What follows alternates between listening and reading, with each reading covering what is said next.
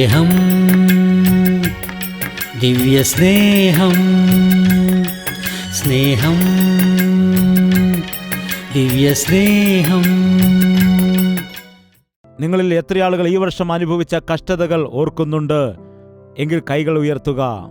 ദൈവം എപ്പോഴും നമുക്ക് നന്മ മാത്രമാണ് ചെയ്യുന്നത്, തിന്മ ചെയ്യില്ല. വിലാപങ്ങളുടെ പുസ്തകം 3-ാമത്തെ അധ്യായം ഒരു നിമിഷം നോക്കാം. 18-ാമത്തെ വാക്യം.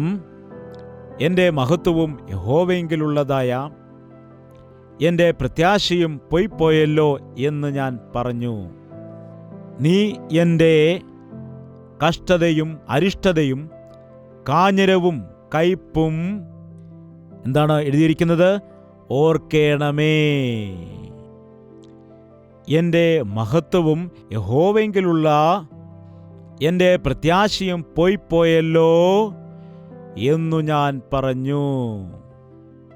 നീ എൻ്റെ കഷ്ടതയും എൻ്റെ അരിഷ്ടതയും ഞാൻ കുടിച്ചതായ കാഞ്ഞിരത്തിൻ്റെ കയ്പും ഓർക്കേണമേ.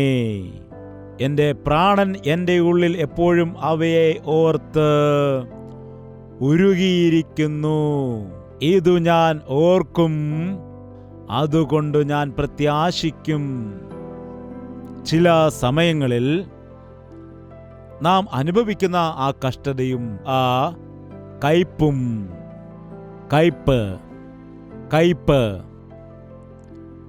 കയ്പേറിയ അനുഭവം. കയ്പെന്ന് പറഞ്ഞാൽ എങ്ങനെ ഇരിക്കുമെന്ന് നിങ്ങൾക്കറിയാമോ? അത് സഹിക്കാൻ കഴിയില്ല, അത് വഹിക്കുവാൻ കഴിയില്ല, അതിനെ ഇഷ്ടപ്പെടില്ല.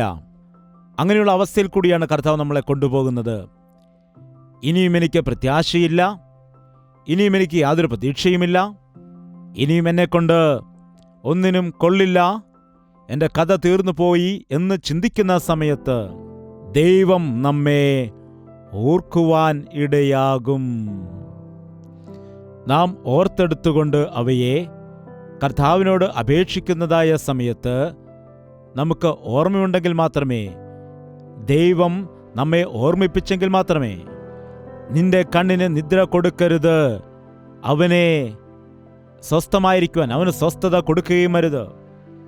നിങ്ങൾ നിങ്ങളുടെ ജീവിതത്തിലെ കഷ്ടതയെക്കുറിച്ച്, ബുദ്ധിമുട്ടിനെക്കുറിച്ച് ദൈവത്തോട് അപേക്ഷിക്കുകയാണെങ്കിൽ, നിങ്ങൾക്കത് ഓർമ്മയുണ്ടെങ്കിൽ മാത്രമേ അപേക്ഷിക്കാൻ കഴിയൂ. അങ്ങനെയെങ്കിൽ വീണ്ടും അതേ കയ്പിൻ്റെ അനുഭവം നമ്മുടെ ജീവിതത്തിൽ വരാതെ വിടുവിക്കുവാൻ മതിയായ ദൈവമാണ് നമ്മുടെ ദൈവം. 22-ാമത്തെ വാക്യം വായിക്കുകയാണ്. നാം മുടിഞ്ഞു പോകാതിരിക്കുന്നത് യഹോവയുടെ ദയയാകുന്നു, അവൻ്റെ കരുണ തീർന്നു പോയിട്ടില്ലല്ലോ, അത് രാവിലെ തോറും പുതിയതും നിന്റെ വിശ്വസ്തത വലിയതുമാകുന്നു. അവൻ കൃപയുള്ളവനായ ദൈവമാണ്, അവൻ്റെ ദയ ഒരിക്കലും തീർന്നു പോയിട്ടില്ല, കരുണയുള്ള ദൈവമാണ്. അതുകൊണ്ടാണ് നാം നശിച്ചു പോകാതെ ജീവനോടെ അവശേഷിക്കുന്നത്. ഇന്ന് നാം ഇവിടെ ഇരിക്കുന്നുവെങ്കിൽ അതിൻ്റെ അർത്ഥം എന്താണ്? നാം നശിച്ചു പോയിട്ടില്ല, നാം മരിച്ചു പോയിട്ടില്ല, നമ്മെ ദൈവം കൈവിട്ടിട്ടില്ല. നമ്മുടെ ജീവിതത്തിൽ പരാജയം സംഭവിച്ചാലും, ദൈവത്തിൽ നിന്ന് അകന്നുപോയാലും, ദൈവത്തെ മുഷിപ്പിച്ചാലും, ദൈവത്തെ വിട്ടുപോയാലും, ദൈവവചനം നാം അനുസരിക്കാതിരുന്നാലും, ഇത്രയും വലിയ കർത്താവിനെ നാം സ്നേഹിക്കാതെ ഇരുന്നാലും, അവൻ നമ്മെ തള്ളിക്കളഞ്ഞിട്ടില്ല. ആരും നശിച്ചു പോകുന്നത് ഇഷ്ടമല്ലാത്തതായ കർത്താവ് നമ്മെയെല്ലാം ഓർക്കുന്നത് കൊണ്ട് മാത്രമാണ് ഈ ദിവസം നാം ദൈവത്തിൻ്റെ സന്നിധിയിൽ പുതിയൊരു വർഷത്തിലേക്ക് കടക്കുവാനായിട്ട് ഒരുങ്ങിയിരിക്കുന്നത്. എന്തുകൊണ്ടെന്നാൽ അവൻ്റെ കരുണയും അവൻ്റെ വിശ്വസ്തതയും അത് എന്നും പുതിയതാകുന്നു. ശ്രദ്ധിക്കുക, ഈ ദൈവം എത്ര വിശ്വസ്തനായ ദൈവമാണ്. ഈ വർഷത്തിൽ എത്ര ദിവസം അവൻ നമ്മെ കാത്തുപരിപാലിച്ചു? എത്രയാണ്? 365 ദിവസങ്ങൾ. ഈ കാലത്തിൽ എത്രയോ തവണ നാം കർത്താവിനോട് മറുതലിച്ചിട്ടുണ്ട്, കർത്താവിൻ്റെ ഹിതത്തിന് എതിരായിട്ട് നിന്നിട്ടുണ്ട്. എത്രയോ ദിവസങ്ങൾ ബൈബിൾ വായിക്കാതെയിരുന്നു. ഒരു വർഷത്തെ 52 ആഴ്ചകളിൽ എത്രയോ ആഴ്ചകൾ ആരാധനയ്ക്ക് പോകാതെയിരുന്നു. 52 വെള്ളിയാഴ്ചകളിൽ എത്രയോ ദിവസങ്ങളിൽ ഉപവാസ പ്രാർത്ഥനയ്ക്ക് നീ പോകാതെ ഇരുന്നിട്ടുണ്ട്. എങ്കിലും ആ കർത്താവ് അവൻ്റെ കൃപ എന്താണെന്ന് വെച്ചാൽ നമ്മെപ്പോലെ മാറി മറിയുന്നത് അല്ല. എന്താണ്? നീ പറയുന്നതൊക്കെ അനുസരിച്ച് ചെയ്താൽ നിന്നെ അനുഗ്രഹിക്കും, അല്ല അനുഗ്രഹിക്കില്ല. നീ പ്രാർത്ഥിക്കുകയാണെങ്കിൽ നിന്നെ അനുഗ്രഹിക്കും. നീ പ്രാർത്ഥിക്കാത്ത ദിവസം ഞാൻ നിന്നെ കരുതുകയില്ല. ഞാൻ പറയുന്നത് പോലെ ചെയ്താൽ ഞാൻ നിന്നെ അനുഗ്രഹിക്കാം, പറയുന്നത് പോലെ ചെയ്തില്ല എങ്കിൽ ഞാൻ നിന്നെ നശിപ്പിച്ചു കളയുമെന്ന് ദൈവം പറഞ്ഞിരുന്നുവെങ്കിൽ നാം ഇവിടെ ആയിരിക്കുകയില്ലായിരുന്നു. ദൈവത്തിൻ്റെ വിശ്വസ്തത അത് ദിനംതോറും പുതിയതാകുന്നു എന്നോർക്കണം. ശ്രദ്ധിക്കുകയാണെങ്കിൽ യേശുക്രിസ്തുവിൻ്റെ സ്നേഹത്തെക്കുറിച്ചൊക്കെ അമ്മയുടെ സ്നേഹവുമായിട്ട് താരതമ്യം ചെയ്യാം. ചില സമയത്ത് അമ്മമാരെ മക്കൾ ശല്യം ചെയ്യുന്ന സമയത്ത് അവർക്ക് ഒരുപക്ഷെ വിരക്തി ഉണ്ടാകാനിടയുണ്ട്. പോടാ, നിന്റെ ഇഷ്ടം പോലെ തന്നെ നീ ഇറങ്ങിപ്പോവുക, ഞാൻ പറയുന്നത് കേൾക്കണ്ട, നിന്റെ ഇഷ്ടം പോലെ ജീവിക്കുക എന്നൊരു പക്ഷെ പറഞ്ഞേക്കാം. എന്നാൽ രാവിലെ എഴുന്നേറ്റലുടൻ എഴുന്നേൽക്കുമോനെ, ബ്രേക്ക്ഫാസ്റ്റ് കഴിക്കൂ, ചായ കുടിക്കൂ എന്നൊക്കെ പറഞ്ഞ് വിളിക്കും. എന്താണ്? നേരം വിളിക്കുന്ന സമയത്ത് എന്താണ് സംഭവിക്കുന്നത്? ആ മാതാവിൻ്റെ കോപവും ദേഷ്യവും എല്ലാം എന്താണ്? അവർ മറന്നുപോകും. യേശുക്രിസ്തുവിൻ്റെ സ്നേഹവും അങ്ങനെ തന്നെയാണ്. ഇന്നു നീ ദൈവത്തെ മുഷിപ്പിച്ചു എന്ന് പറഞ്ഞുകൊണ്ട് ദൈവം നാളെ പകരം വീട്ടില്ല. ചിലർ പിണങ്ങിയാൽ പിന്നെ 3 ദിവസം ആഹാരം കഴിക്കില്ല. ചിലർ പിണങ്ങിയാൽ പിന്നെ 6 ദിവസം സംസാരിക്കില്ല. എന്നാൽ നോക്കുക, നമ്മുടെ കർത്താവ് നാം ആ ദൈവത്തെ എത്രത്തോളം മുഷിപ്പിച്ചാലും ഇനി 3 ദിവസം എൻ്റെ മുഖം നോക്കേണ്ട എന്ന് പറയുന്നവനല്ല. അല്ലെങ്കിൽ ഒരു 3 ദിവസം ഞാൻ നിന്നെ കാക്കുകയില്ല എന്ന് പറയുന്ന ദൈവമല്ല. അങ്ങനെ പറഞ്ഞിരുന്നുവെങ്കിൽ നോക്കുക, ഈ ദിവസം അത് 3 ദിവസമല്ല, 3 നിമിഷത്തേക്ക് ദൈവം നമ്മെ ഉപേക്ഷിച്ചാൽ നാം നശിച്ചു പോകാനിടയാകും. എന്താണ്? ഒരു അപകടം നടക്കുവാൻ എത്ര സമയമെടുക്കും നിങ്ങൾക്കറിയാമോ? ഒരു ക്ഷണം നേരം കൊണ്ടാണത് സംഭവിക്കുന്നത്. ഓർക്കുക, നമ്മൾ പുറത്തേക്ക് വിട്ടതായ ശ്വാസം നമുക്ക് എടുക്കുവാൻ കഴിഞ്ഞില്ലെങ്കിൽ ഒരു ക്ഷണം കൊണ്ട്, ഒരു നിമിഷം നമ്മുടെ ഹൃദയം ഇടിക്കാതെ ഇരുന്നാൽ ഒരു ക്ഷണം കൊണ്ട് നാം മരിച്ചു പോകും. നമ്മുടെ ദൈവം നമ്മെ 1 വർഷം മുഴുവനും കാത്തു പരിപാലിച്ചു. എന്നാൽ നാം അവനെത്ര വലിയ വിശ്വസ്തനാണോ, നാം അത്രയും അവിശ്വസ്തത ഉള്ള വ്യക്തികളാണ്. നോക്കുക, എത്ര കാലമായിട്ട് നീ അവനെ ദുഃഖിപ്പിക്കുകയാണ്. പറയുക, നിന്നെ സ്നേഹിച്ച കർത്താവിനെ നീ സ്നേഹിക്കുന്നുണ്ടോ? നിന്റെ ജീവിതത്തിൽ ഇത്രയും കരുണ കാണിച്ചതായ ആ കർത്താവിനെ നീ മഹത്വപ്പെടുത്തേണ്ടതാണോ അല്ലയോ? നിന്നെ പരിപാലിക്കുന്നതായ ദൈവത്തെ നീ ആരാധിക്കണമോ വേണ്ടയോ? ഈ പുതുവത്സരത്തിൽ ഒരു തീരുമാനം നമുക്കെടുക്കാം. ഇനിയും നിന്നെ ദുഃഖിപ്പിക്കുന്ന ഒരു വ്യക്തിയായിട്ട് ഞാൻ ഇരിക്കുവാൻ ആഗ്രഹിക്കുന്നില്ല. നിന്റെ മനസ്സിനെ വേദനിപ്പിക്കുന്ന ഒരു വ്യക്തിയായിട്ട് മാറാതെ നിന്നെ അനുസരിക്കുന്ന വ്യക്തിയായിട്ട് എന്നെ മാറ്റണമേ. കഷ്ടമാണെങ്കിലും നഷ്ടമാണെങ്കിലും, നൽകിയാലും നൽകിയില്ല എങ്കിലും യോബിന്റെ ഭക്തി അതായിരുന്നു. യഹോവ തന്നു, യഹോവ തന്നെ എടുത്തു, യഹോവയുടെ നാമം മഹത്വപ്പെടുമാറാകട്ടെ. ദൈവം നമ്മുടെ ജീവിതത്തിൽ കൈപ്പേറിയതായ അനുഭവങ്ങളിൽ കൂടി കടത്തിവിടുന്ന സമയത്ത്, ആ കയ്പിനെ നാം ഓർക്കുന്നതായ സമയത്തുകൂടി നമുക്ക് ആശ്വാസം നൽകുന്നു. ഈ വർഷത്തിൽ എത്ര ആളുകൾ പറയുന്നുണ്ട് തങ്ങളുടെ ജീവിതത്തിൽ യേശുവിൻ്റേതായ സ്നേഹത്തെയും അത്ഭുതത്തെയും രുചിച്ചറിഞ്ഞു എന്നത്? ഒരിക്കൽ കൂടി അങ്ങനെയുള്ളവർ ഒന്ന് കരങ്ങൾ ഉയർത്താമോ? നന്മകളെക്കുറിച്ച് മാത്രമാണ് ഇപ്പോൾ ചോദിക്കുന്നത്. നീ വിശ്വസിക്കുന്നതായ ദൈവം യഥാർത്ഥമായിട്ടും വലിയവനാണോ? യഥാർത്ഥമായും നീ അവന്റെ സ്നേഹം അനുഭവിച്ചിട്ടുണ്ടോ? എങ്കിൽ എന്തു ചെയ്യണം? വീണ്ടും ആ ദൈവത്തെ ദുഃഖിപ്പിക്കാൻ പാടില്ല. 2 പേർ ചീട്ട് കളിച്ചുകൊണ്ടിരിക്കുമ്പോൾ പോലീസുകാർ വന്ന് അവരെ പിടിക്കാനിടയായി. 2 പേരെയും ജയിലിലടച്ചു. ഒരാൾ പണക്കാരൻ്റെ മോനായിരുന്നു. പണക്കാരൻ വന്ന് അവനെ വിടുവിച്ചു കൊണ്ടുപോയി. എന്നാൽ അതിൽ മറ്റൊരാൾ പാവപ്പെട്ടവനായ വ്യക്തിയുടെ മകനായിരുന്നു. അദ്ദേഹം വന്ന് പറഞ്ഞു, യജമാനൻ, എനിക്ക് ഫൈൻ അടയ്ക്കാനായിട്ട് പണമില്ല, എൻ്റെ മകനെ വെറുതെ വിടണമെന്ന് അപേക്ഷിച്ചു. അപ്പോൾ പറഞ്ഞു, സാധിക്കില്ല, പിഴയടച്ചെങ്കിൽ മാത്രമേ വിടുകയുള്ളൂ എന്ന്. ഒരു വിധവയായ പാവപ്പെട്ട സ്ത്രീയായിരുന്നു. അവർ എന്തു ചെയ്യണമെന്ന് അറിയാതെ അവിടെ അടുത്ത് കെട്ടിടം പണി നടക്കുന്നിടത്ത് ചെന്നിട്ട് വളരെ കഷ്ടപ്പെട്ട് ബുദ്ധിമുട്ടി ജോലി ചെയ്തു. ആഹാരം കഴിക്കുന്നത് മാറ്റിവെച്ചുകൊണ്ട് പണം സമ്പാദിക്കാനായിട്ട് അധ്വാനിക്കാനിടയായി. അങ്ങനെ ഫൈൻ അടച്ച് ആ മകനെ വിടുവിച്ചു കൊണ്ടുവന്നു. ജയിലിൽ നിന്ന് കടന്നു വന്ന മകൻ തൻ്റെ മാതാവിനെ കണ്ടിട്ട്, കറുത്ത് കരുവാളിച്ചതായ അവരുടെ മുഖം കണ്ടിട്ട്, ശരീരം ക്ഷീണിച്ച് ഉണങ്ങിപ്പോയിരിക്കുന്നത് കണ്ടിട്ട് അമ്മേ, ഇതെന്താണെന്ന് ചോദിച്ചപ്പോൾ പറയുകയാണ്, എല്ലാം നിനക്ക് വേണ്ടിയായിരുന്നു. നിനക്ക് വേണ്ടിയാണ് ഞാൻ കഷ്ടപ്പെട്ട് ജോലി ചെയ്തത്, പട്ടിണി കിടന്നത്. നിന്നെ വിടുവിക്കുന്നതിന് വേണ്ടിയാണ് ഞാൻ ത്യാഗം സഹിച്ചത് എന്ന് പറഞ്ഞപ്പോൾ ചങ്ക് തകർന്നു പോയ ആ മകൻ ആ മാതാവിൻ്റെ കാൽക്കൽ വീണു പറഞ്ഞു, എത്ര നല്ല അമ്മയാണ് നിങ്ങൾ. പശ്ചാത്തപിക്കുവാനിടയായി. 2-3 ദിവസം കഴിഞ്ഞ് പഴയ കൂട്ടുകാരൻ വീണ്ടും വന്നു. ഏത് ഫ്രണ്ടാണ്?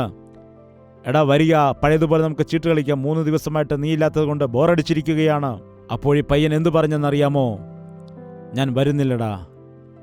അതെന്താണ്? എന്നെ വെളിയിൽ കൊണ്ടുവരുവാനായി എൻ്റെ അമ്മ ഒരുപാട് കഷ്ടത അനുഭവിച്ചു, ഒരുപാട് ത്യാഗം അനുഭവിച്ചു. എനിക്കറിയാം, ഞാൻ വീണ്ടും തടവറയിൽ പോവുകയാണെങ്കിൽ ഈ തവണ എൻ്റെ അമ്മ എന്നോട് ക്ഷമിക്കുമെന്നാണോ? വീണ്ടും അമ്മ എനിക്ക് വേണ്ടി രക്തമൊഴുക്കേണ്ടി വരും. വീണ്ടും എന്നെ വെളിയിലിറക്കുവാനായിട്ട് അമ്മയുടെ ശരീരം വ്രണപ്പെടുത്തേണ്ടി വരും. എൻ്റെ അമ്മ അത്രത്തോളം എന്നെ സ്നേഹിക്കുന്നുണ്ട്. അതുകൊണ്ട് ഇനിയും ഞാൻ എൻ്റെ അമ്മയെ ദുഃഖിപ്പിക്കുകയില്ല, ഞാൻ എൻ്റെ അമ്മയെ കഷ്ടപ്പെടുത്തുകയില്ല. അതുകൊണ്ട് ഞാൻ ചെയ്ത തെറ്റ് ഞാൻ ഒരിക്കലും വീണ്ടും അത് ആവർത്തിക്കില്ല.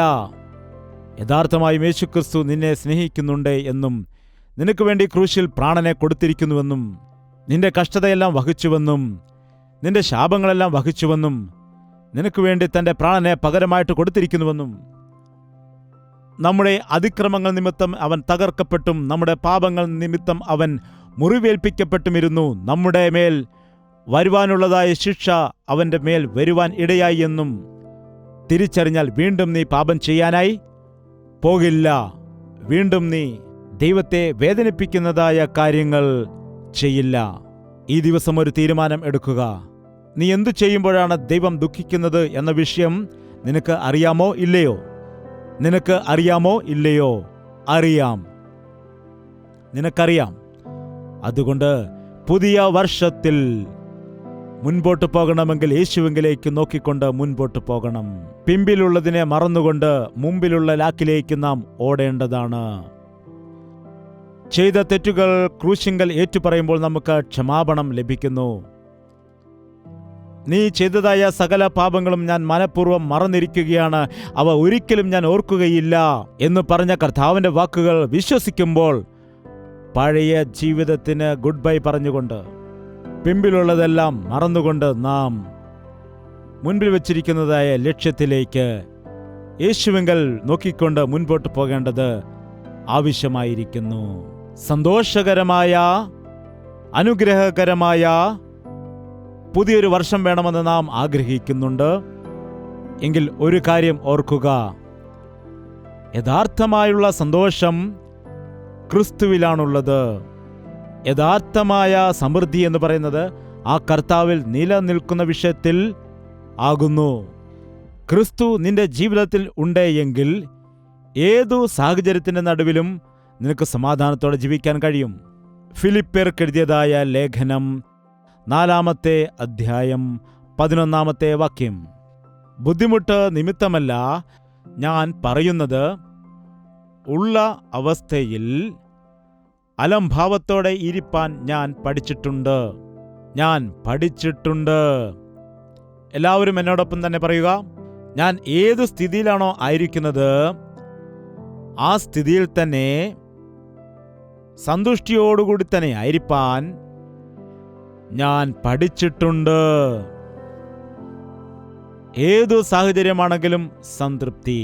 തിന്നാലും തിന്നില്ലെങ്കിലും, ഉണ്ടെങ്കിലും ഇല്ലെങ്കിലും, മനുഷ്യരെല്ലാം നമ്മെ പുകഴ്ത്തിയാലും നമ്മെ കുറ്റപ്പെടുത്തിയാലും, പരിസ്ഥിതികൾ നമുക്ക് എതിരായിട്ടാണെങ്കിലും നമുക്ക് അനുകൂലമായിട്ടാണെങ്കിലും, ഏതു സാഹചര്യത്തിന് നടുവിലാണെങ്കിലും സംതൃപ്തിയോടെ ആയിരിക്കുന്നതിന് പഠിക്കേണ്ടതാണ്. നിന്റെ ജീവിതത്തിൽ നിനക്ക് സംതൃപ്തിയുള്ള വ്യക്തിയായിരിക്കണമെങ്കിൽ, അനുഗ്രഹിക്കപ്പെട്ട വ്യക്തിയായിട്ട് നിൽക്കണമെന്നുണ്ടെങ്കിൽ ഏതു സാഹചര്യത്തിന് നടുവിലും നിരാശപ്പെട്ടു പോകാതെ, വഴിതെറ്റിപ്പോകാതെ, മുഷിഞ്ഞു പോകാതെ, ദുഃഖിതനായിട്ട് മാറിപ്പോകാതെ ഇരിക്കണമെങ്കിൽ കർത്താവിനോടൊപ്പം നടക്കുവാൻ ശീലിക്കേണ്ടതാണ്. യേശുക്രിസ്തുവിലുള്ളതായ ഒരു വ്യക്തിക്ക് അധ്വാനിക്കുന്നവരും ഭാരം ചുമക്കുന്നവരുമായുള്ളവർ എൻ്റെ അടുക്കലേക്ക് വരിക, ഞാൻ താഴ്മയുള്ളവനാണ്, ഞാൻ എളിയ മനസ്സുള്ളവനാണ്, എൻ്റെ നുകം ചുമക്കുക, എൻ്റെ നുകം അത് ലഘുവാകുന്നു. ഈ ബൈബിളിൽ കാണുന്നതായ ആത്മീയമായ പാഠങ്ങൾ മനുഷ്യരിൽ നിന്ന് നമുക്ക് പഠിക്കാൻ കഴിയില്ല. ബൈബിൾ കോളേജിൽ നിന്ന് പഠിക്കാൻ കഴിയില്ല. അതിനുവേണ്ടി പ്രത്യേകമായ ട്യൂഷൻ വെച്ചുകൊണ്ട് പഠിക്കാൻ കഴിയില്ല. അല്ലെങ്കിൽ പ്രത്യേകമായ ഒരു കഴിവ് കൊണ്ടോ പരിശീലനം കൊണ്ടോ കഴിയില്ല. ചില ചിട്ടകൾ അനുസരിച്ച് പഠിക്കുവാൻ കഴിയില്ല. എൻ്റെ അടുക്കൽ വന്ന് എന്നിൽ നിന്ന് പഠിക്കുക. യേശുക്രിസ്തു ഈ ലോകത്തിലേക്ക് വന്ന സമയത്ത് അവൻ ജീവിച്ച അവൻ്റെ ജീവിത രീതി നാം ഗ്രഹിച്ചാൽ അവൻ വളരെ സംതൃപ്തിയുള്ളവനായി. ആകാശത്തിലെ പറവുകൾക്ക് കൂടുണ്ട്, കുറുനരികൾക്ക് മാളങ്ങളുണ്ട്, എന്നാൽ മനുഷ്യപുത്രന് തല ചായ്ക്കുവാനായിട്ട് പോലും ഭൂമിയിൽ ഇടമില്ല എന്ന് പറയുവാനിടയായി. എന്നാൽ അവൻ അതിൽ സംതൃപ്തി ഉള്ളവനായിരുന്നു. അതിനുവേണ്ടി പരാതിപ്പെട്ടില്ല. അവൻ ഏത് ഭവനത്തിൽ ചെന്നാലും ആ ഭവനത്തിലെ അവരുടെ ആവശ്യങ്ങളിൽ, അവരുടെ കഷ്ടതകളിൽ, അവരുടെ ഞെരുക്കത്തിൽ, ബുദ്ധിമുട്ടിൽ പങ്കുചേർന്നുകൊണ്ട് അവരെ ആശ്വസിപ്പിക്കുവാൻ ഇടയായി. ചില സമയത്ത് ദൈവം നിനക്ക് ദുഃഖം നൽകും. എന്തുകൊണ്ടെന്ന് വെച്ചാൽ ദുഃഖത്തിലിരിക്കുന്നതായ ആളുകളെ മനസ്സിലാക്കി അവരെ ആശ്വസിപ്പിക്കുന്നതിന് വേണ്ടി. ചില സമയത്ത് ദൈവം നിനക്ക് സങ്കടങ്ങൾ അനുവദിക്കാറുണ്ട്. കാരണം മറ്റുള്ളവരുടെ ജീവിതത്തിൽ ഉണ്ടാകുന്ന സങ്കടങ്ങൾ മനസ്സിലാക്കിക്കൊണ്ട് അവർക്ക് ഉപകാരം ചെയ്യുന്നതിന് വേണ്ടി നിനക്ക് ദൈവം അങ്ങനെ അനുവദിക്കാറുണ്ട്. അതുകൊണ്ടാണ് പൗലോസ് പറയുന്നത്, ഞാൻ ഏതു സ്ഥിതിയിലാണോ ആയിരിക്കുന്നത് ആ സ്ഥിതിയിൽ തന്നെ തൃപ്തിയോടെ ആയിരിക്കുവാൻ പഠിച്ചിരിക്കുന്നു. താഴ്ചയിൽ ഇരിപ്പാനും അതുപോലെ സമൃദ്ധിയായ അനുഭവത്തിൽ ഇരിപ്പാനും എനിക്ക് അറിയാം. അതുപോലെ തൃപ്തനായിരിക്കാനും വിശന്നിരിപ്പാനും സമൃദ്ധിയിൽ ഇരിപ്പാനും ബുദ്ധിമുട്ട് അനുഭവിപ്പാനും എല്ലാം ഞാൻ ശീലിച്ചിരിക്കുന്നു. ഞാൻ ശീലിച്ചിരിക്കുകയാണ്. ഒന്നുകൂടെ പറയാമോ? എല്ലാവർക്കും ഇങ്ങനെ തന്നെ പറയാമല്ലോ. താഴ്ചയിൽ ഇരിപ്പാനും സമൃദ്ധിയിൽ ഇരിപ്പാനും എനിക്ക് അറിയാം. തൃപ്തനായിരിക്കാനും വിശന്ന് ഇരിപ്പാനും സമൃദ്ധിയിൽ ഇരിപ്പാനും ബുദ്ധിമുട്ട് അനുഭവിപ്പാനും ഞാൻ ശീലിച്ചിരിക്കുന്നു. ഈ പുതിയ വർഷത്തിൽ നമുക്കിത് വളരെ അത്യാവശ്യമാണ്. വയറ് നിറഞ്ഞിരിക്കുമ്പോഴും വിശന്നിരിക്കുമ്പോഴും ഏതു സാഹചര്യത്തിലും ഏത് വിഷയത്തിലും ഏത് അവസ്ഥയിലും പിറുപിറുപ്പില്ലാതെ പിശാചിന് ഇടം കൊടുക്കാതെ, ദൈവമറിയാതെ എനിക്കൊന്നും തന്നെ സംഭവിക്കുകയില്ല, ദൈവത്തിൻ്റെ അനുവാദം കൂടാതെ ഒന്നും തന്നെ സംഭവിക്കുകയില്ല, എൻ്റെ കാലഗതികൾ അവൻ്റെ കയ്യിൽ ഇരിക്കുന്നു എന്ന് വിശ്വസിക്കുന്നവർ ഏതു സാഹചര്യത്തിൻ്റെ നടുവിലും സമാധാനത്തോടെയായിരിക്കും. മനുഷ്യന് ഒരു കാര്യമാണ് അത്യാവശ്യമുള്ളത്. അത് പണമല്ല, അത് സുഖമല്ല, ആഡംബരങ്ങളല്ല, ആഹാരം അല്ല, ഉറക്കമല്ല. എന്താണെന്നറിയാമോ? സംതൃപ്തി. തൃപ്തി ഉള്ളതായ ഒരു വ്യക്തിക്ക് ഉള്ളതിൽ സന്തോഷിക്കാൻ കഴിയും. എത്ര പണമുണ്ടെങ്കിലും ചിലർക്ക് തൃപ്തി കാണില്ല. എത്ര കിടന്നുറങ്ങിയാലും ചിലർക്ക് സംതൃപ്തി ഉണ്ടാകില്ല. എന്തെല്ലാം കഴിച്ചാലും ചിലർക്ക് തൃപ്തി ഉണ്ടാകില്ല. എന്തെല്ലാം ഉണ്ടെങ്കിലും ചിലർക്ക് സംതൃപ്തി കാണില്ല. എന്നാൽ സംതൃപ്തിയുള്ള ഒരു വ്യക്തിയുടെ ജീവിതത്തിൽ അവന് എന്താണോ ഉള്ളത് അതിൽ തൃപ്തിയോടെയായിരിക്കും. ക്രിസ്തുയേശുവിലുള്ള ഒരു വ്യക്തി അങ്ങനെ ജീവിക്കുന്നവനായിരിക്കും. ഈ പുതിയ വർഷത്തിൽ കുറച്ച് മണിക്കൂറുകൾക്ക് ശേഷം വരുന്നതായിട്ടുള്ള പുതിയ വർഷം നിന്റെ ജീവിതത്തിൽ അത് ഏറ്റവും അനുഗ്രഹമായിട്ട് തീരണമെന്നുണ്ടേ എങ്കിൽ, കഷ്ടതയും ദുഃഖവും വേദനയും പോരാട്ടങ്ങളും എല്ലാം ഉണ്ടേയെങ്കിലും നിനക്ക് സന്തോഷത്തോടെ തൃപ്തിയോടെ ജീവിക്കണമെന്നുണ്ടേയെങ്കിൽ ഈ കർത്താവിനെ അവൻ പറഞ്ഞു, എൻ്റെ നുഖമെടുത്തുകൊണ്ട് എന്നിൽ നിന്ന് പഠിക്കുക. നുഖമെന്ന് പറയുമ്പോൾ നീളമുള്ളതായ ഒരു തടിക്കഷ്ണമാകുന്നു. അത് കാളകളുടെ തോളിൽ വെച്ച് കെട്ടുന്ന ഒരു തടിക്കഷ്ണം. അതിൻ്റെ ഒരു വശം ഒരു കാളയുടെ തോളിലും അതുപോലെ അതിൻ്റെ മറുവശം മറ്റൊരു കാളയുടെ തോളിലുമായിരിക്കും. കർത്താവ് പറയുന്നു, എൻ്റെ നുഖം ചുമക്കുവാൻ ഞാൻ ഒരു വശത്ത് ചുമക്കുന്നു, രണ്ടാമത്തെ വശത്ത് നീ വരിക എന്ന്. കർത്താവ് പറയുന്നു, അതുപോലെ നീ ഭയപ്പെടേണ്ട, ഞാൻ നിന്റെ കൂടെയുണ്ട്. എങ്ങനെ ചുമക്കണമെന്ന് അറിയില്ല എന്ന് കർത്താവിനോട് ചോദിച്ചാൽ അവൻ പറയും, നീ ചുമക്കണ്ട, നീ അവിടെ നിന്നാൽ മാത്രം മതി, ഞാനാണ് ചുമക്കുന്നതെന്ന്. എങ്ങോട്ടാണ് പോകേണ്ടത്? അവൻ പറയും, ഭയപ്പെടേണ്ട, ഞാൻ നിന്റെ കൂടെയുണ്ട്. അതിൻ്റെ അർത്ഥം എന്താണ്? അവനോട് കൂടി നടക്കുന്ന അനുഭവം, അവനോട് ചേർന്ന് ജീവിക്കുന്നതാണ്. ദൈവത്തോട് ചേർന്ന് ജീവിക്കുന്ന അനുഭവം എത്ര ആളുകൾക്കുണ്ട്? ഒന്ന് കരമുയർത്താമോ? വളരെ ഗൗരവമായിട്ട് കേൾക്കുന്നല്ലോ. നോക്ക്, അവിടെയുണ്ട്. നീ പ്രാർത്ഥിക്കുന്നതായ സമയത്ത് നീ വചനം വായിക്കുന്ന സമയത്ത്, നീ മനസ്സിൽ ദൈവത്തിൻ്റെ വചനം ധ്യാനിച്ച് ഇരിക്കുന്ന സമയത്ത് നിന്നോടുകൂടി ആരുണ്ടെന്നറിയാമോ? ആർ നിന്നോടുകൂടി ഉണ്ടെന്നറിയാമോ? നീ ധ്യാനിക്കുന്ന സമയത്ത് കർത്താവ് നിന്നോട് കൂടിയുണ്ട്. നീ പ്രാർത്ഥിക്കുന്ന സമയത്ത് അവൻ നിന്റെ അരികിലിരുന്ന് പ്രാർത്ഥന കേൾക്കുന്നുണ്ട്. നീ വചനം വായിക്കുമ്പോൾ അവൻ വാക്യത്തിൽ കൂടി നിന്നോട് സംസാരിക്കുന്നു. ഇന്നുള്ള ആളുകളുടെ ജീവിതത്തിൽ നോക്കുമ്പോൾ ഭക്തി എന്ന് പറഞ്ഞാൽ ദിവസവും 1 മണിക്കൂറെന്ന് പ്രാർത്ഥിക്കുക എന്നതാണ്. അല്ലെങ്കിൽ കുറച്ച് സമയം കർത്താവിൻ്റെ സന്നിധിയിൽ ഇരുന്നിട്ട് ബാക്കിയുള്ള സമയം നമുക്ക് ഇഷ്ടമുള്ളതുപോലെ ജീവിക്കുക എന്നതാണ്. എന്നാൽ നിന്റെ ജീവിതത്തിൽ നീ തൃപ്തിയുള്ളവനായിട്ട് ജീവിക്കണമെന്നുണ്ടെങ്കിൽ, അനുഗ്രഹിക്കപ്പെട്ട വ്യക്തിയായിട്ട് നീ മാറണമെന്നുണ്ടെങ്കിൽ, സാഹചര്യങ്ങൾ ഏതൊക്കെ രീതിയിലാണെങ്കിലും ശരി, നിരാശപ്പെട്ടു പോകാതെ, വഴിതെറ്റിപ്പോകാതെ, മുഷിഞ്ഞു പോകാതെ, ദുഃഖത്താൽ നിറയപ്പെടാതിരിക്കണമെങ്കിൽ കർത്താവിനോടൊപ്പം നടക്കുവാൻ ശീലിക്കണം. എല്ലാ സാഹചര്യത്തിലും ഞാൻ സന്തോഷത്തോടെ ഇരിക്കുവാൻ ഞാൻ ശീലിച്ചിരിക്കുന്നു. അവസാനം 13-ാമത്തെ വാക്യത്തിൽ, എന്നെ ശക്തനാക്കുന്നവൻ മുഖാന്തരം ഞാൻ സകലത്തിനും മതിയാകുന്നു. എന്നെ ശക്തനാക്കുന്നവൻ മുഖാന്തരം ഞാൻ സകലത്തിനും മതിയാകുന്നു. ഇന്നു മുതൽ നിങ്ങൾ ഓർക്കുക, ഈ ജീവിതത്തിൽ നിങ്ങൾ എന്തെങ്കിലും നേടിയെടുക്കുവാൻ ആഗ്രഹിച്ചാൽ അത് നിങ്ങളെക്കൊണ്ട് കഴിയില്ല. നിങ്ങൾ പരീക്ഷയിൽ പാസ്സാകാൻ വേണ്ടി എത്രത്തോളം പഠിച്ചാലും, ഇന്റർവ്യൂവിന് വേണ്ടി പാസ്സാകാൻ എത്രത്തോളം പ്രയത്നിച്ചാലും, നിങ്ങളുടെ ആരോഗ്യം നന്നായി സൂക്ഷിക്കേണ്ടതിന് വേണ്ടി എത്രത്തോളം കാര്യങ്ങൾ നിങ്ങൾ പാലിച്ചാലും, നിങ്ങൾക്കൊരു ഉദരബലം ലഭിക്കേണ്ടതിന് വേണ്ടി എത്രത്തോളം നിങ്ങൾ മാർഗങ്ങൾ സ്വീകരിച്ചാലും, സ്വന്തമായൊരു വീടുണ്ടാക്കാൻ എത്രത്തോളം പ്ലാൻ ചെയ്താലും, നിന്നെ ശക്തനാക്കുന്ന കർത്താവിൻ്റെ കൃപ നിന്നോടൊപ്പം ഇല്ല എങ്കിൽ നിനക്ക് ഒന്നും പൂർത്തിയാക്കുവാനായിട്ട് കഴിയുക ഇല്ല. ഓർക്കണം. അതുകൊണ്ട് നാം ഓരോ പണികൾ ആരംഭിക്കുന്നതായ സമയത്ത് നാം ചിന്തിക്കുന്നതായ ഓരോ കാര്യങ്ങളെക്കുറിച്ചും, എനിക്കിത് കഴിയുകയില്ല, എന്നാൽ എൻ്റെ കർത്താവ് എന്നോട് കൂടെയുണ്ടെങ്കിൽ, എന്നെ അവൻ അനുഗ്രഹിക്കുകയാണെങ്കിൽ എനിക്കെന്തു ചെയ്യാൻ കഴിയും? സകലതും ചെയ്യാൻ കഴിയും. എന്നോടൊപ്പം പറയുക, എന്നെ ശക്തനാക്കുന്നവൻ മുഖാന്തരം ഞാൻ സകലത്തിനും മതിയായവൻ. എന്നെ ശക്തനാക്കുന്ന യേശു കർത്താവിൽ കൂടി എനിക്ക് സകലതും ചെയ്യുവാൻ കഴിയും.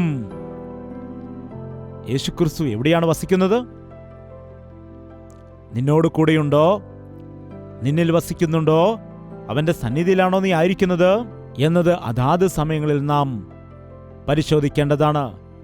നാം അവന്റെ സാന്നിധ്യത്തെ നഷ്ടപ്പെടുത്തുന്ന സമയത്ത്, അല്ലെങ്കിൽ നാം അവനെ നിന്ദിച്ച്, അവനെ മുഷിപ്പിച്ച് അവനിൽ നിന്ന് അകന്ന് ഓടിമാറിയാൽ ഒരിക്കലും അവൻ നമ്മെ വിട്ട് ഓടിമാറുന്നതായ ദൈവമല്ല. നിന്നെ കൈവിടുകയില്ല, നിന്നെ ഉപേക്ഷിക്കുകയില്ല എന്ന് പറഞ്ഞ കർത്താവ്. നാമാണ് ഓടിപ്പോകുന്നത്, നാമാണ് വഴിതെറ്റിപ്പോകുന്നത്. ആ സമയത്താണ് നാം കഷ്ടതയിൽ വീഴുന്നത്, ബുദ്ധിമുട്ടിൽ അകപ്പെടുന്നത്. എങ്കിലും കൃപാലുവായ കർത്താവ്, നീ നിലവിളിച്ചാൽ, നീ അപേക്ഷിച്ചാൽ നിന്നെ ഉയർത്തുവാനായിട്ട് കരം നീട്ടി നിൽക്കുന്നു. ഈ പുതിയ വർഷം അത്ഭുതകരമായിട്ടുള്ള ഒരു വർഷമായി തീരുവാൻ, വിജയകരമായിട്ടുള്ള ഒരു ജീവിതം നയിക്കുവാനായിട്ട്, കഴിവില്ലാത്തവനായിട്ട്, നിരാശപ്പെട്ട് പരാജിതനായിട്ട്, ബുദ്ധിമുട്ടുന്നവനായിട്ട്, ഒരു കാര്യങ്ങളും പൂർത്തിയായിട്ട് ചെയ്യുവാൻ കഴിയാത്തവനായിട്ട്, ഒരു ദിവസം സന്തോഷവാനാണെങ്കിൽ മറു ദിവസം സന്തോഷമില്ലാത്തവനായി, ഒരു ദിവസം തൃപ്തിയുള്ളവനാണെങ്കിൽ മറു ദിവസം തൃപ്തി ഇല്ലാത്തവനായിട്ട്, ഒരു ദിവസം വിശ്വാസമുള്ളവനായി പിന്നെ അടുത്ത ദിവസം വിശ്വാസം ഇല്ലാത്തവനായി, ചഞ്ചലപ്പെട്ട ജീവിതം നയിക്കാതെ സ്ഥിരമുള്ള വിശ്വാസമുള്ളവരായിട്ട് ജീവിക്കുവാനായി ആശിച്ചാൽ കർത്താവിനെ മുറുകെ പിടിക്കാം. കർത്താവിനെ മുറുകെ പിടിക്കാം. നിന്റെ വിശ്വാസത്തെ നീ മുറുകെ പിടിക്കുക. ഞാൻ വരുന്നു, ഞാൻ നിനക്ക് ജീവകിരീടം നൽകുമെന്ന് പറഞ്ഞു. കർത്താവിന്റെ വസ്ത്രത്തിന്റെ തൊങ്ങൽ തൊട്ടതായ ആ സ്ത്രീ, 12 വർഷമായിട്ട് രക്തസ്രവത്താൽ രോഗബാധിതയായിരുന്ന ആ സ്ത്രീക്ക് സൗഖ്യം ലഭിച്ചു. കർത്താവിന്റെ അടുക്കൽ വന്നവർക്കെല്ലാം, അവനോട് അപേക്ഷിച്ചവർക്ക് വിടുതൽ ലഭിക്കുവാനിടയായി, സൗഖ്യം പ്രാപിച്ചു. കർത്താവ് തൊട്ട എല്ലാവർക്കും വിടുതൽ പ്രാപിച്ചു, സൗഖ്യം ലഭിച്ചു. ഈ വർഷം അനുഭവിച്ചതായ കഷ്ടതകൾ, ഈ വർഷം അനുഭവിച്ചതായ വേദനകൾ, ഈ വർഷം ദൈവത്തിൽ നിന്ന്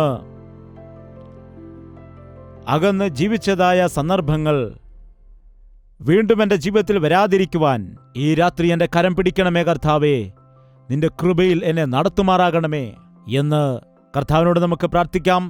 ദയവുചെയ്ത് നമുക്കെല്ലാവർക്കും ഒരുമിച്ച് പ്രാർത്ഥിക്കാം. കർത്താവേ, ഈ പുതിയ വർഷത്തിലേക്ക് പ്രവേശിക്കുന്നതിന് മുൻപ് തന്നെ ഞങ്ങളുടെ ജീവിതങ്ങൾ നിനക്ക് സമർപ്പിക്കുകയാണ്. ഇന്നു മുതൽ നീ പറയുന്നത് അനുസരിച്ചുകൊണ്ട് നിന്റെ ഹിതം പോലെ ഞങ്ങൾ ജീവിക്കാം കർത്താവേ. നിന്റെ സ്നേഹത്തെ തിരിച്ചറിഞ്ഞുകൊണ്ട് നിന്റെ സാക്ഷികളായിട്ട് ഞങ്ങൾ ജീവിച്ചുകൊള്ളാം കർത്താവേ. ഈ വരുന്നതായ പുതുവർഷത്തിൽ നിന്നോടൊപ്പം തന്നെ ഞങ്ങൾ നടക്കും കർത്താവേ. നിന്നോടുകൂടെ തന്നെ ഞങ്ങൾ ജീവിക്കാം അപ്പാ. നീ ആയിരിക്കുന്നിടത്തായിരിക്കാം കർത്താവേ. നീ പോകുന്നിടത്തേക്ക് ഞങ്ങളും വരാം കർത്താവേ. നീ നിവസിക്കുന്നിടത്ത് ഞങ്ങളും നിവസിക്കാം. നിന്റെ ഇഷ്ടമാണ് കർത്താവേ ഞങ്ങളുടെ ഇഷ്ടം. നിന്റെ പദ്ധതികളാണ് കർത്താവേ ഞങ്ങൾ ചെയ്യുന്നത്. ഈ ദിവസം ഈ തീരുമാനമെടുക്കുന്നതായ എല്ലാ വ്യക്തികളോടൊപ്പവും നിന്റെ കൃപ ഉണ്ടായിരിക്കണമേ. എന്നെ ശക്തനാക്കുന്നവൻ മുഖാന്തരം ഞാൻ സകലത്തിനും മതിയായവൻ. എന്റെ കർത്താവിന്റെ കൂടെ ഉണ്ടെങ്കിലേ എനിക്ക് എന്തും ചെയ്യുവാൻ കഴിയുകയുള്ളൂ എന്ന് തിരിച്ചറിഞ്ഞുകൊണ്ട് മുൻപോട്ട് പോകുവാൻ ഈ പുതിയ വർഷത്തിൽ കർത്താവ് ഞങ്ങളെ എല്ലാവരെയും നിന്റെ സന്നിധിയിലേക്ക് സമർപ്പിച്ചുകൊണ്ട് നിന്റെ ഹിതം പോലെ ജീവിക്കാൻ ഞങ്ങളെ അംഗീകരിക്കണമേ കർത്താവേ. ഞങ്ങളെ ബലപ്പെടുത്തണമേ കർത്താവേ. ഞങ്ങളെ ആശ്ലേഷിക്കണമേ. ഞങ്ങളുടെ മേൽ ദൃഷ്ടി വെച്ചുകൊണ്ട് ഞങ്ങൾ നടക്കേണ്ടുന്നതായ പാതയെ ഞങ്ങൾക്ക് കാണിച്ചു തരണമേ. നിന്റെ മൃദുസ്വരത്തെ കേൾപ്പിച്ചുകൊണ്ട് ഇതാകുന്നു വഴി, ഇതിലെ തന്നെ പോകുക, ഇടത്തോട്ടോ വലത്തോട്ടോ മാറരുത് എന്ന് പറഞ്ഞ് ഞങ്ങളെ ഉപദേശിക്കണമേ. നീ ഉണ്ടെങ്കിലേ ഞങ്ങൾക്ക് എന്തും ചെയ്യാൻ കഴിയൂ. നീ ഉണ്ടെങ്കിലേ ഞങ്ങൾക്ക് തൃപ്തിയുള്ളൂ. നീ ഉണ്ടെങ്കിലേ ഞങ്ങൾക്ക് സമാധാനമുള്ളൂ. നീ ഉണ്ടെങ്കിലേ ഞങ്ങൾക്ക് തൃപ്തിയുള്ളൂ കർത്താവേ. നീ ഉണ്ടെങ്കിലേ ഞങ്ങൾക്ക് ജയിക്കുവാൻ കഴിയുകയുള്ളൂ. ഞങ്ങളോടെല്ലാം നിന്റെ സാന്നിധ്യം ഉണ്ടായിരിക്കണമേ. ഞങ്ങളുടെ മുൻപിൽ നിന്ന് ഞങ്ങളെ നടത്തണമേ. ഓരോ ക്ഷണവും ഞങ്ങളെ വിടുവിക്കണമേ. ഓരോ നിമിഷവും അങ്ങേ മഹത്വപ്പെടുത്തേണ്ടതിനു വേണ്ടി ഞങ്ങളുടെ ജീവിതത്തിലെ ഓരോ ക്ഷണത്തെയും പ്രയോജനകരമാക്കി മാറ്റുമാറാകണമേ എന്ന് യേശുക്രിസ്തുവിന്റെ നാമത്തിൽ അപേക്ഷിക്കുന്നു പിതാവേ. ആമേൻ. യേശുവേ യേശുവേ യേശുവേ യേശുവേ യേശുവേ യേശുവേ യേശുവേ യേശുവേ നിന്നെ നിന്നെ എന്നും ഞാൻ സേവിക്കും. നീ മാത്രം രാജാവെന്നും. നിന്നെ നിന്നെ എന്നും ഞാൻ സേവിക്കും. നീ മാത്രം രാജാവെന്നും. യേശുവേ യേശുവേ യേശുവേ യേശുവേ യേശുവേ യേശുവേ യേശുവേ യേശുവേ യേശുവേ യേശുവേ യേശുവേ